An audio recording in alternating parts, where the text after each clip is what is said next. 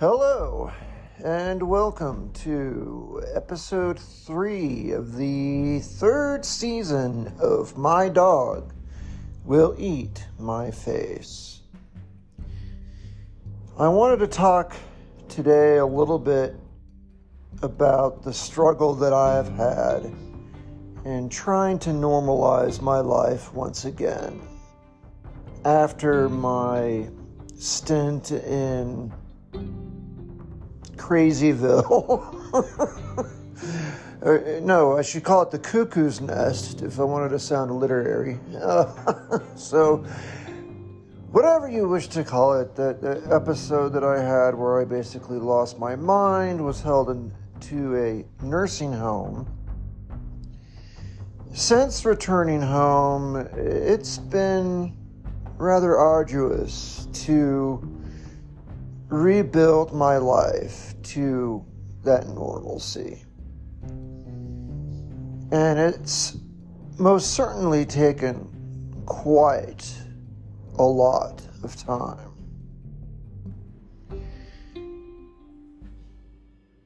Even though I was home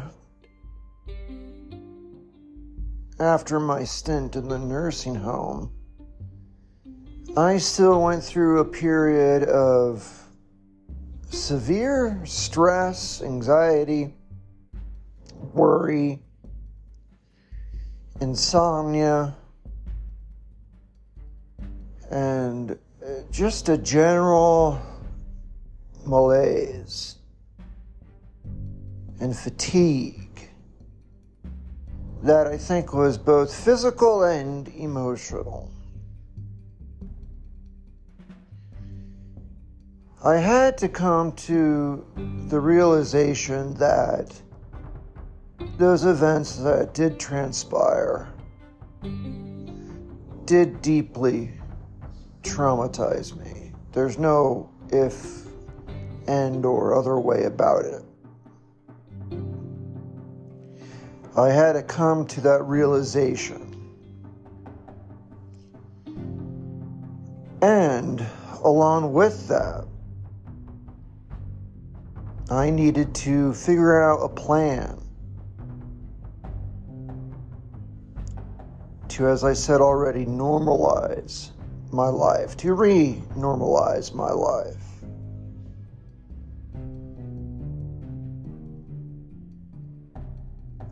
And I wanted to share this week what that entailed, because I would venture to guess a lot of my listeners could relate to having to do something similar at one point in your life.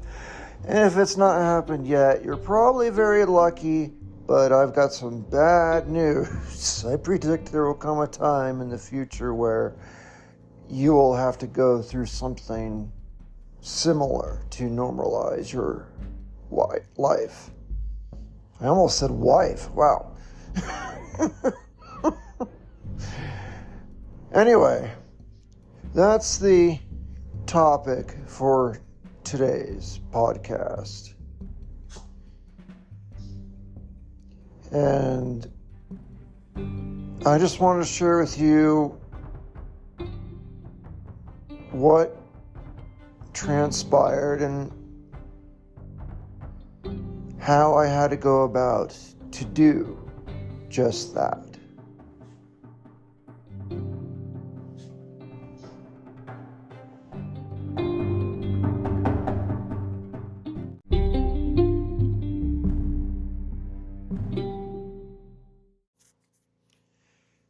First of all, I had to realize, of course, that there is a problem.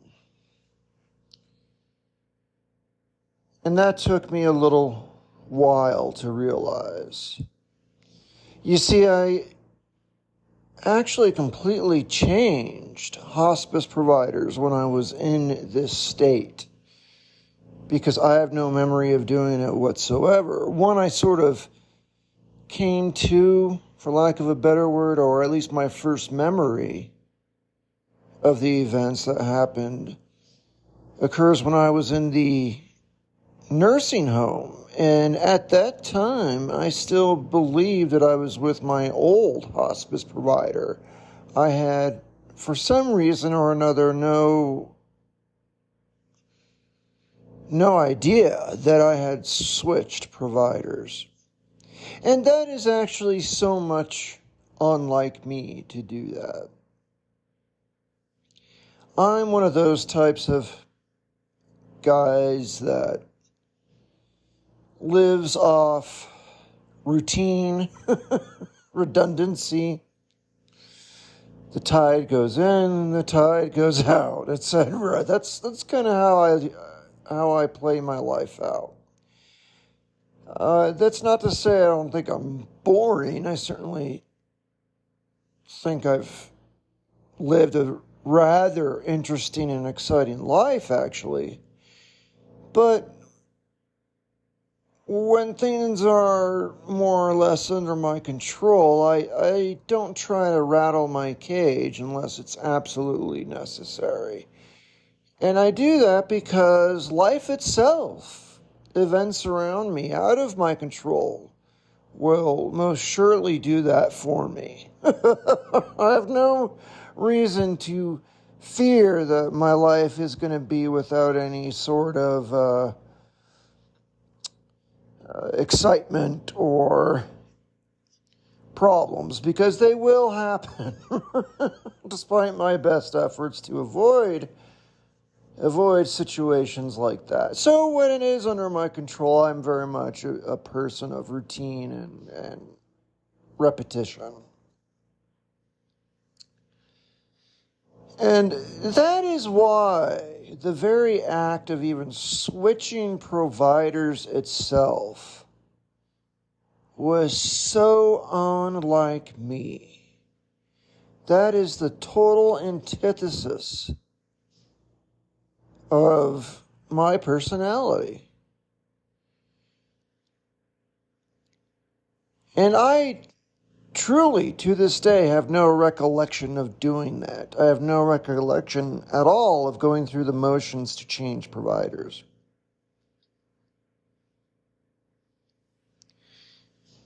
So,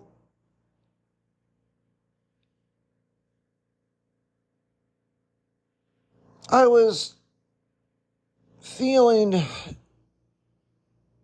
a tremendous amount of anxiety, uncertainty, and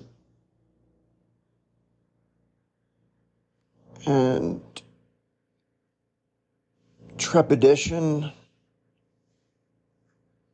for lack of another word, just simply because I changed providers. But then on top of that, my new provider, needless to say, really angered me in a lot of different ways.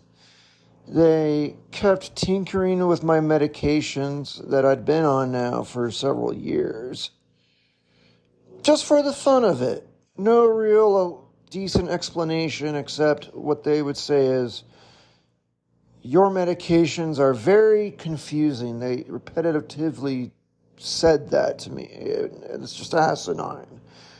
No, they're not confusing. They perhaps are confusing to you, but to me, they're not at all, not the slightest. And so I had to kind of get through that. And when I finally made the decision to switch back to my old provider, that's the first feeling I had of relief, actually. It was literally a 3 a.m. thought, like on a Sunday or something, there's nothing that could be done about it right there and then. But once I finally made the decision to go back to the old provider, I was overwhelmed with a sense of relief, like a weight had been lifted off my shoulders. And that's when I knew that was the right decision. Because there's another reason, actually, why I feel a lot of loyalty to the old provider. When my last dog died, I had him for 15, 16 years. 15 going on to 16 years. I did not know this, but my hospice provider did something very sweet to recognize it. Apparently what they do when their patients pass, as so happens in hospice care, as you can well imagine, they have a big staff meeting already every Thursday, and they begin that meeting with saying who died in the last week. And it's led by a chaplain. And what they do is they ring a bell and light a candle for that person who died. Now, I'm an atheist. I could care less about that normally. I actually misspoke there. I couldn't care less about that. That's one of my pet peeves, when people say could instead of couldn't. And I did it to myself. Anyway, I couldn't care less about that practice. But I found out weeks after the event that they did that for my dog. When he passed, they rang a bell and lit a candle. And they didn't do it to, I don't know, they didn't do it as a favor to me. I didn't even know they did it until probably almost a month later. As I said, weeks later. I was just told about it in passing by someone. And frankly, that action alone earned a lot of my loyalty to that provider, because that was extraordinarily kind of them to do that. To me.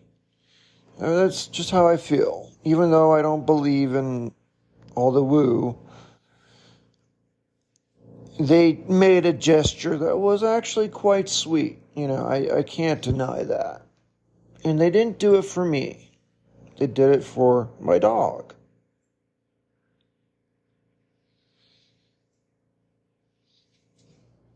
So that was another reason why I thought to myself I would never leave that provider.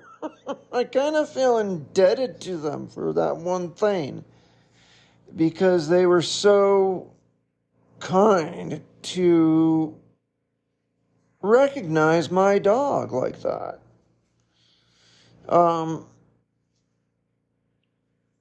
So yeah, as I said, just switching in and of itself was the complete antithesis of what my personality normally would do.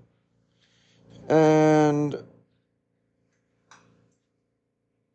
those are the reasons why. I really did feel a kind of loyalty to my older providers. So, yeah, when I made the decision, just the decision that I was going to switch back, I felt a weight lifted off my shoulders. And as I already said, that's when I knew it was the right decision.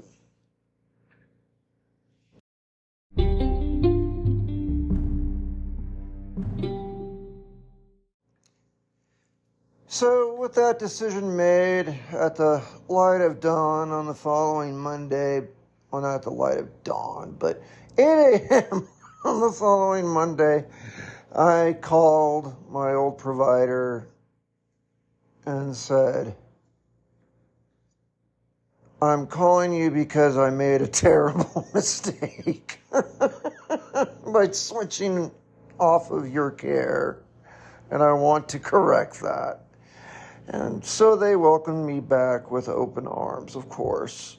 And I didn't want to deal with the new provider. They rubbed me wrong in so many ways, where they were messing with my medications. My nurse would actually also come into my apartment and search it for prescription drugs that weren't there while I was in the nursing home. That was a huge breach of trust. Huge. And other little things here and there, but basically the amalgamation was I was just at this point fed up with the provider that I turned to. The only benefit I had with them was their therapists were excellent. In fact, I followed my favorite all-time therapist to this hospice, because I said to myself, anyone could refill medications, but to be a good therapist is a true art that is not so easy to reinvent. I think the former, though, was apparently not true. Not everyone could just refill medications, because they were messing with mine constantly. I described it like this to a friend of mine. I said, it's like they're poking the bear constantly. Just poke, poke, poke, and then I get all upset, and their reaction is, whoa, this bear really doesn't like it when I poke it. There must be something wrong with this bear. That's kind of how I felt they were treating me, and they were doing it for no good reason. No good reason, really. And so, even with the loss of my favorite therapist, I decided it was worth it to go back to the old provider. But that was only part of the battle. The next few weeks, I really did try diligently to normalize my life once again. I did things like clean my apartment and got it cleaned where I could get help with the cleaning, because I can't do everything by myself. Just can't do it physically. So I had help to do that. And tried to inch back to the way everything was before. And still, to this day, up to and including as recent as last night, I am told by others things that I said and did and whole conversations that happened with me that I have absolutely no recollection of whatsoever. Just nothing. Zip, zilch, there's nothing there. So,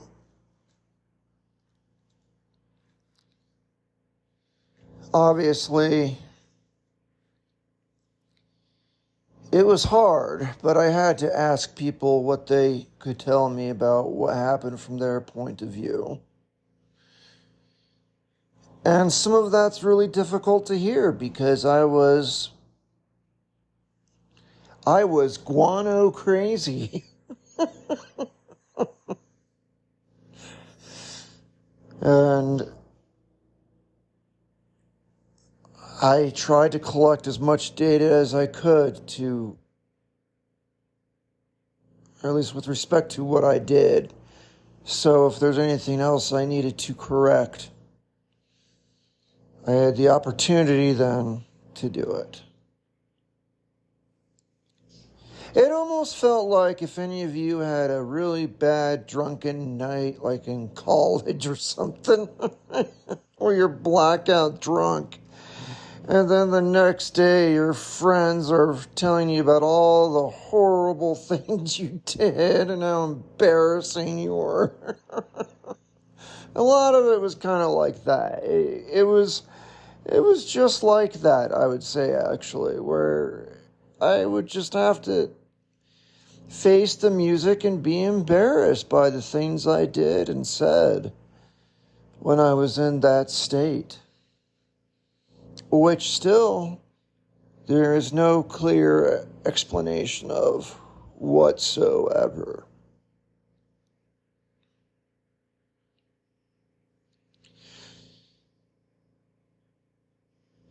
But in going through all of these changes and the rebuilding effort of reclaiming my life,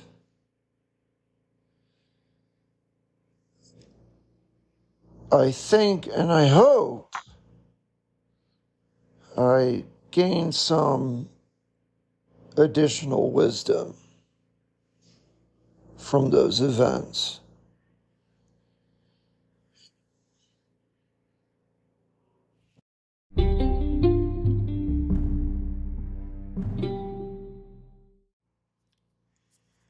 I think there was one fundamental lesson that I learned from all these events and having to re-normalize my life.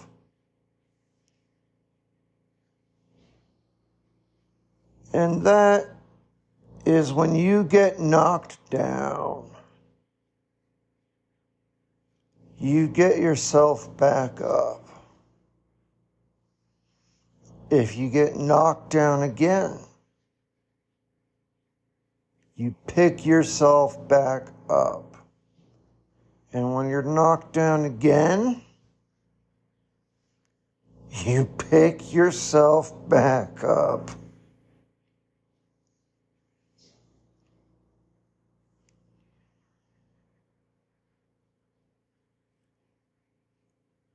What I learned is that my life, how dull it may be right now,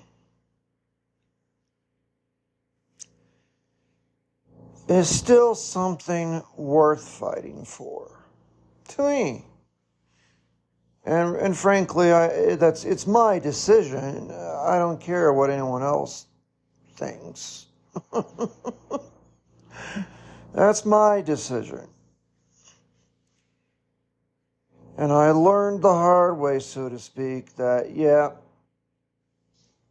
my mundane life, no matter how boring and how bad it can be at times, it is still something that I want because I worked diligently to get back into a normal state. And not just with switching back providers, but trying to overcome the trauma that I went through. Finding ways to emotionally overcome the situation where I was really knocked down pretty severely.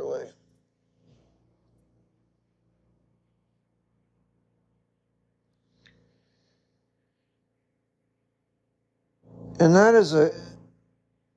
is actually a blessing for me. I know I'm an atheist. I shouldn't use the word blessing. That was a benefit for me, is what I should say. That, yes, I learned that my life was still worth it to me.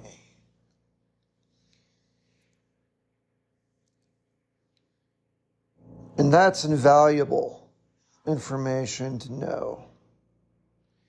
If I didn't care, I wouldn't have gotten back up.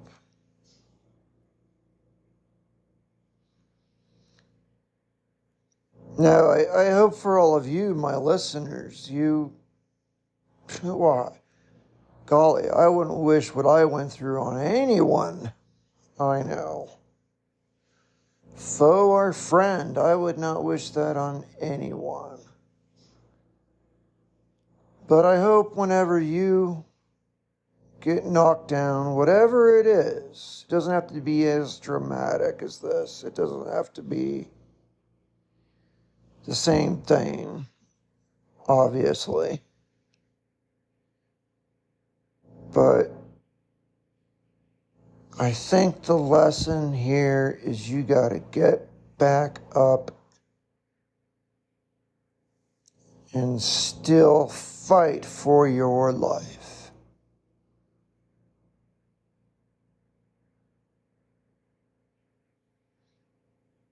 Because you'd be surprised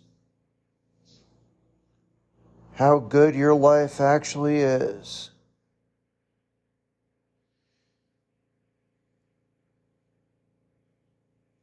When so many things are taken away from you.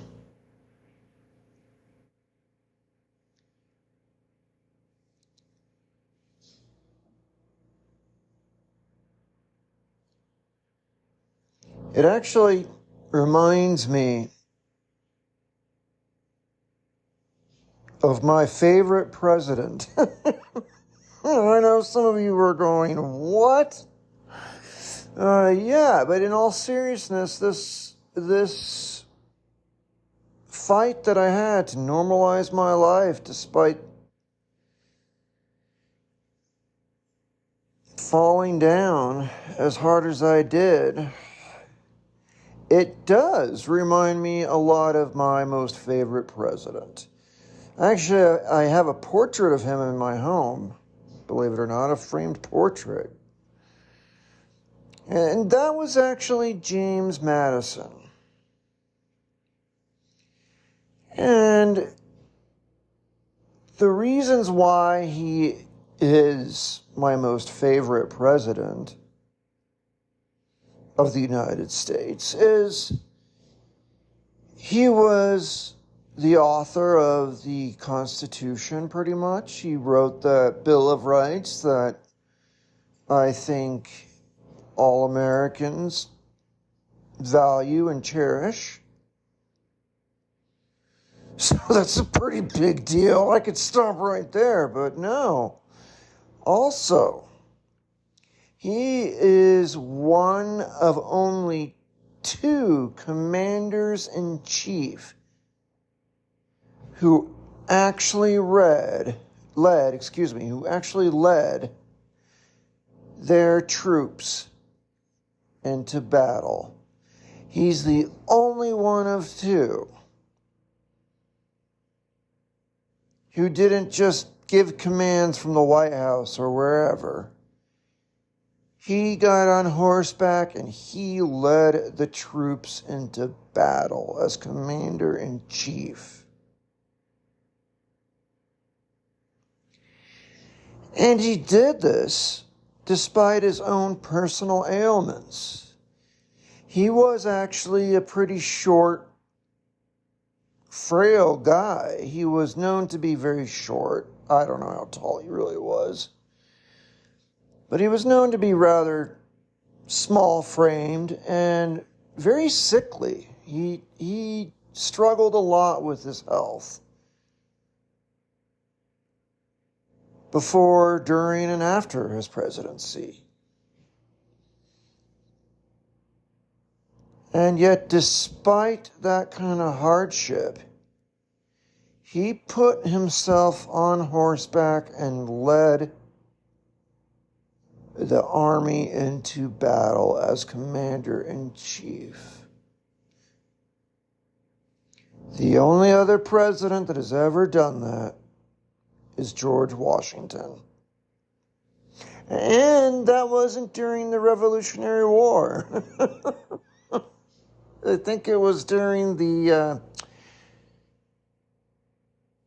I might be mistaken here. There's probably someone who's going to yell at me through an email that I'm way off. But I think it was during the Whiskey Rebellion, where Washington was president and he led the army into battle.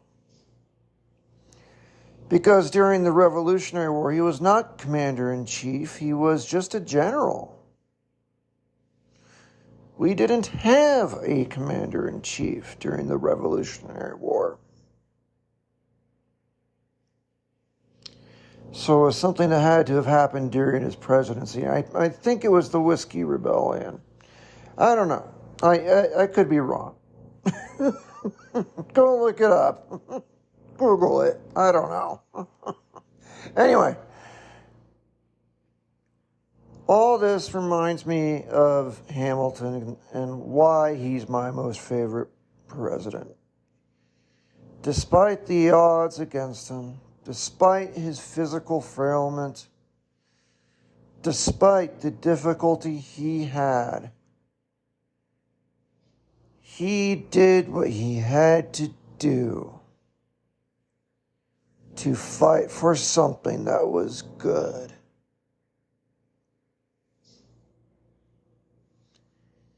Now, in his case, that was the survival of the Republic. This was during the War of 1812, actually, when this happened.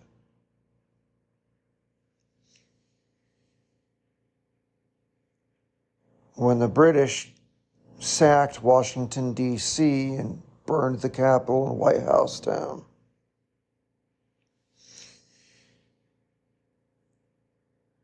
So, I've always admired him because of that. But despite his frailty and his illnesses, he was able to get on horseback and fight the enemy and to go into battle.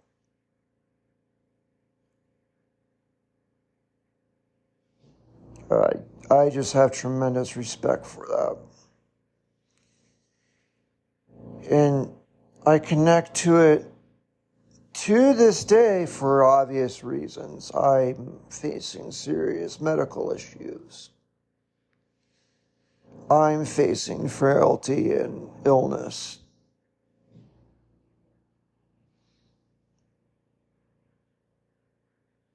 But it's important to still fight for something that you value, that you think is good. And that's what I did. I wasn't fighting for something as grand as the Republic itself. But to me, I was fighting for something very important.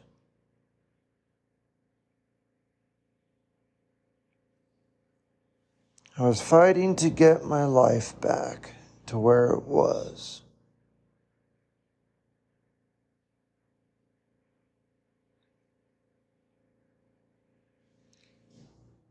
And now, probably 4 or 5 weeks later,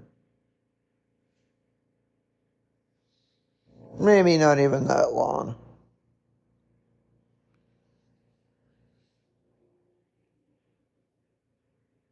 I'm getting back to the point to where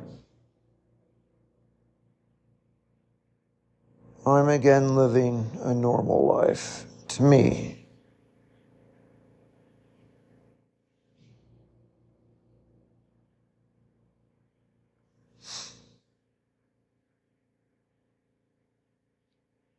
And I encourage anyone faced with adversity, whatever it might be,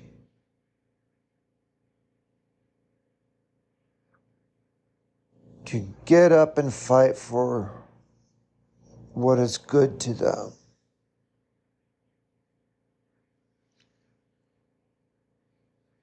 Because I think I finally did win that battle, so to speak. I overcame all that which happened to me.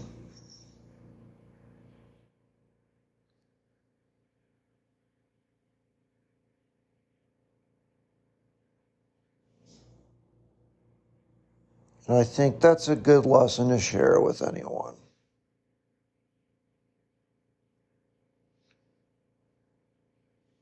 That whatever predicament you're in, if you are at the loss of something good in your life, trust me, if you can, it's something worth getting back up and fighting for.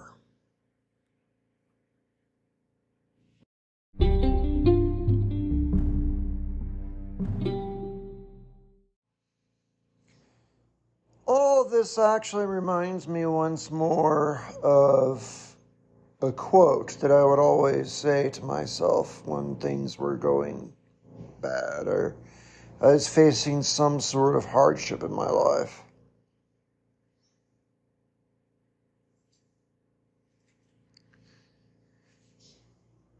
It was, "Comrades, you and I have had a long acquaintance with sorrow. Evils still worse we have known. But these too will end. Call back courage, send away gloomy fear. Perhaps one day to remember, these troubles too will bring you pleasure."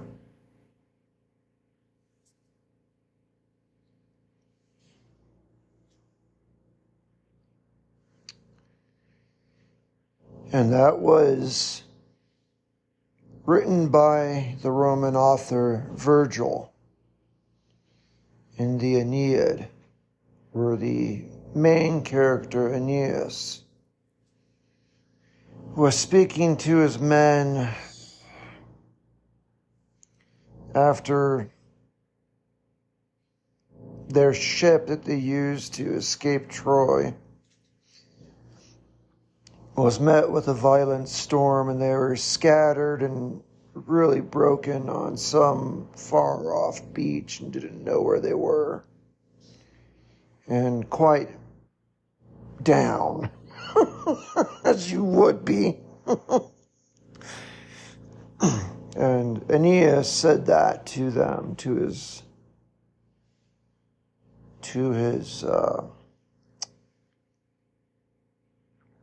countrymen there. And in the story, he does go on eventually to found the city of Rome.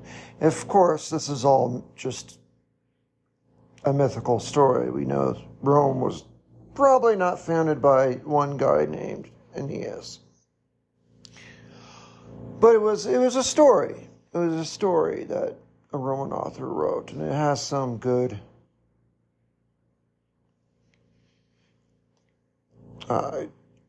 good quotes in it, good allegories and metaphors in it for sure. So it's worth a read. But I say that quote now and again because it's true.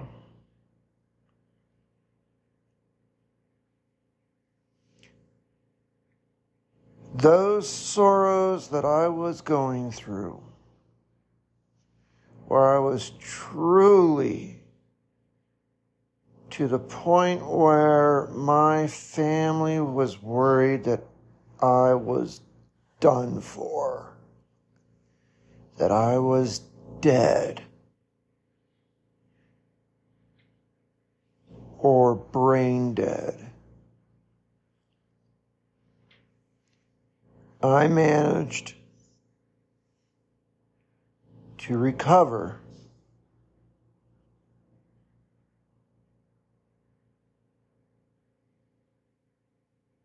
And I can nowadays talk about those troubles with plenty of jest.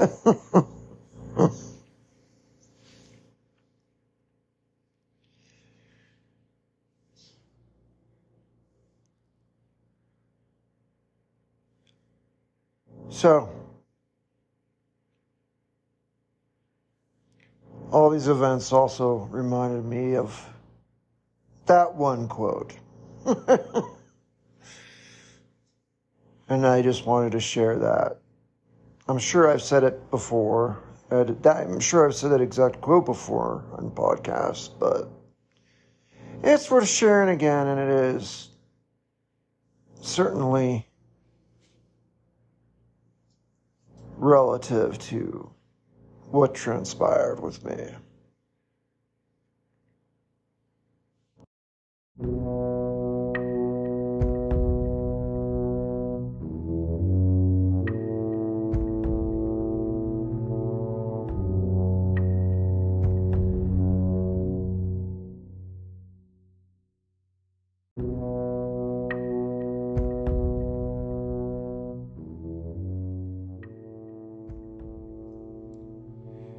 So, this brings me, I think, to the end point of this week's podcast, mainly because I am feeling a little tired.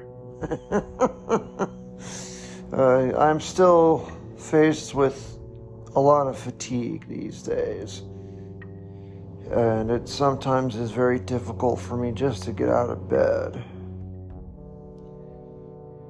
But that is to be expected with the advanced stage of heart failure that I'm in. Where slowly over time I just won't be able to do what I once did. So I apologize if it's a little brief. But I do sincerely thank you for listening to this podcast and to my thoughts. It absolutely means a lot to me, and I could not thank you enough. But of course, if you do want to support the podcast further, you can go to patreon.com/mydogwilleeatmyface if you wish to contribute. Or even more simply, just be sure to select follow and turn on alerts so you're notified of future podcasts in whatever application you're using to listen to this. But truly, you've already done the most meaningful thing to me, and that is to listen to my story and my voice. And from the bottom of my heart, I deeply thank you for that. It truly means a lot to me.